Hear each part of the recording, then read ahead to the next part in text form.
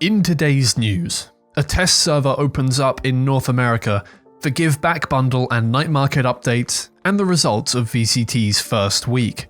Welcome back to ValoPress, your go-to source for latest updates from the world of Valorant. Let's start off this episode with some insightful statistics. In Episode 8 Act 2, it's no surprise that the majority of players, comprising 22.6%, find themselves in silver, totaling approximately 2.16 million players. Following closely behind are those in gold, making up 22.1% of the player base. Making up the smallest percentage, of course, is Radiant, with only about 2,575 players worldwide reaching this prestigious tier. Let us know where your HUD's stuck below. Continuing along the topic of statistics, in our last episode we touched on EMEA's most popular capsules, but how about the other regions? In the Pacific region, Paper Rex reigns supreme as the most popular capsule, with Zeta Division closely trailing behind. T1 secures the third spot, followed by DRX and Gen G. Meanwhile, in the Americas, the landscape looks slightly different. Sentinels takes the lead as the most popular capsule, with Leviathan and G2 following closely behind. Cloud9 secures the fourth spot, with Loud rounding out the top 5. As for the China region, capsules are set to be introduced soon. It's anticipated that Tyloo will emerge as a top contender, although the final rankings will ultimately depend on player preferences and team performance. The marketing battle among teams for these capsules continues to heat up as well, with Team Liquid throwing their hat into the ring. Graffiti promoting their capsule has surfaced in Berlin, adding to the list of existing promotions around the world. While it may not be as grandiose as the Sphere in Las Vegas or Times Square, it's certainly a notable presence. Now all eyes are on the next contenders in the race. Will it be Cloud9? Gen G? Leave your guesses below, and stay tuned to find out as the marketing showdown unfolds. Team Liquid is proving to be a force to be reckoned with in VCT itself as well, showcasing a strong level of play so far this season. With 1 win and 1 loss under their belt, they currently sit in second place in their group. Fnatic, on the other hand, has had a tough time, dropping 2 maps against a team not favoured to beat them. Team Vitality and BBL eSports are currently on par with Fnatic, while Carmine Core leads the pack with 2 wins, securing the top spot in their group. In Group EMEA, Na'Vi, Team Heretics, Foot eSports and Gentlemates are leading the charge, while Koi and Giant X lag behind. Here's how things stack up in the Americas. Teams in Group Alpha have secured victories across the board, while those in Group EMEA find themselves on the losing end. Currently, G2 leads the pack in terms of points, closely followed by NRG, Crew eSports, Sentinels, and Cloud9. Evil Geniuses and Loud are at the bottom of the standings with fewer points. The roster change in G2 seems to have paid off, while Loud may still be grappling with visa-related issues. In the Pacific region, DRX and Paper Rex are emerging as clear favourites in Group EMEA, with Gen G leading the charge in Group Alpha. Notably, substitutions in both teams from Group EMEA appear to have bolstered their performance. Fans eagerly await the return of Paper Rex, expecting them to come back even stronger. Lastly, in China, Trace eSports leads the pack with 12 points, closely followed by FPX with 11. However, Tyloo has yet to find their footing, having lost their only match so far. Another piece of big news regarding VCT is the approval of Clove for competitive play. Starting from the 3rd week, we'll witness them in the hands of professional players. While it remains uncertain how frequently Clove will be picked, many speculate that they could serve as a viable alternative to Omen for numerous controller players. For those who missed our previous discussions on Clove and their journey to VCT approval, go ahead and check out our earlier videos for a comprehensive overview. But as teams are busy competing, developers are diligently working behind the scenes to improve the game. Recently, they addressed a long-standing issue with the Ion Sheriff sound, finally delivering a fix that doesn't leave players' ears ringing. But that's not all Riot has been up to. They recently rolled out a small patch focusing on tweaking various agents and their abilities, with Omen and Clove receiving some attention. Furthermore, Riot launched a test server in the Americas region, providing players with insights into the upcoming patch. Among other changes, Omen will gain the ability to interact with doors during his ultimate, allowing him to open and close them in addition to picking up the spike and weapons.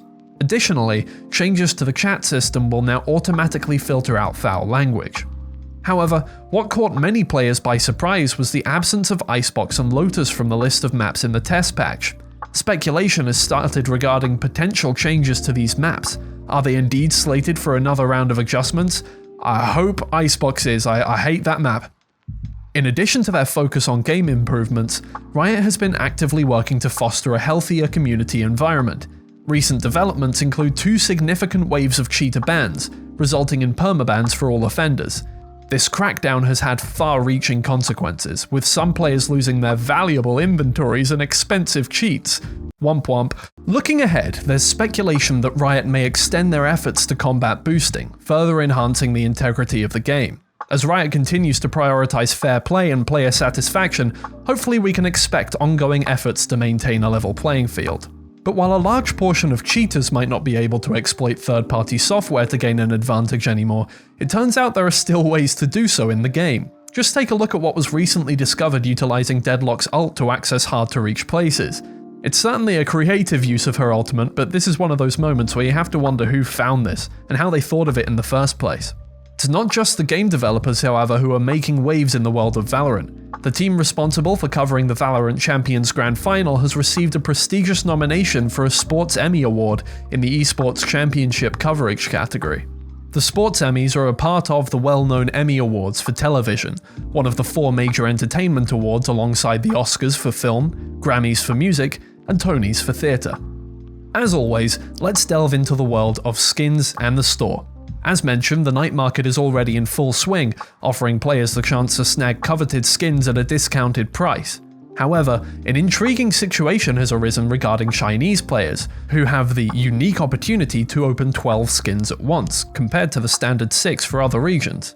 This discrepancy stems from a special live broadcast event planned in the Chinese region, during which players can unlock an additional 6 skins through the Tencent mobile app. What's more, one of these 6 skins will be paid for by a guest streamer.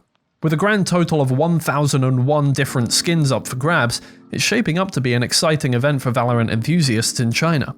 Let's not forget about the Give Back bundle, a commendable initiative where players have the opportunity to vote for the skins that will be included in the bundle. Proceeds from the sale of these skins will go directly to charity. This year, players have selected the Ion Sheriff, Oni Phantom, Reaver Spectre, and Reaver Operator as the skins to be featured in the bundle. Rumour suggests that this special set will be available soon, with an estimated cost of around 6,000 VP for the entire set. But it's not just developers creating skins, as the Valorant community is brimming with talented individuals. Take, for example, this stunning glitch pop concept recoloring Sage's abilities. It's disappointing to think that Riot may not incorporate such concepts into the game, but nevertheless, these creations serve as a testament to the passion and creativity within the Valorant community. Another such example is a fan who's created in real life a model of Chamber's trap to detect cats. The model mimics the trap's rotation as seen in the game, and when the sensor detects a cat, the color of the trap changes, accompanied by what appears to be a sound.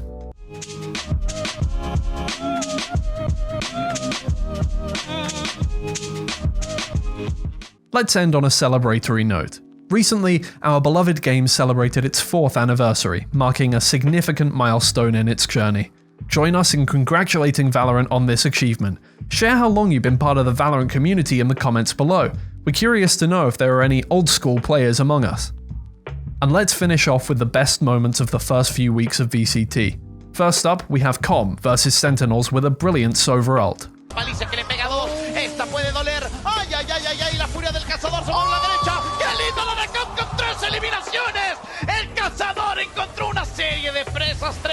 Over in the Pacific League, let's take a look at Izu's ace. In this match, through insane plays, able to get the better of Foxy. The follow-up on a Bane, Bane had no idea where that gate crash went. I don't think many would expect it to be right back onto site like that. The next is from the EMEA League, where Alfajer had this highlight. The beginning of the map. Hey, we're seeing a Yoro on Durka. That's cool. We're seeing Purpo in the team on a race. Yeah, that's pretty cool.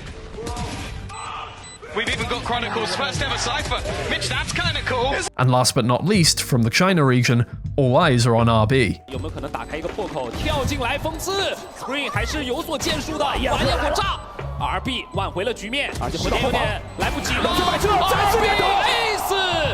Either way though, that's all for now.